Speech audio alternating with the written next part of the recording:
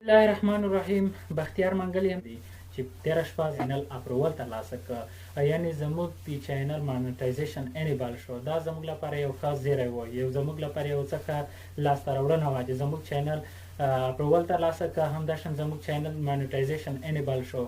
زموږ چینل تېره شپه چې مانیټایزیشن ترلاسه کړ، دا په کومه لاره، په کومه طریقه.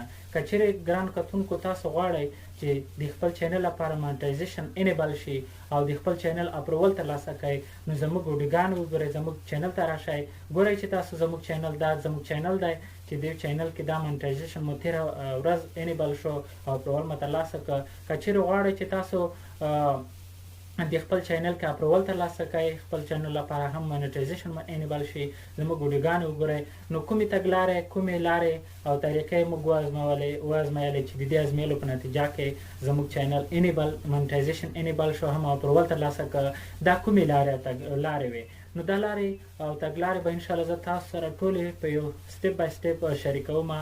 که چیرې زموږ چینل ته راشئ.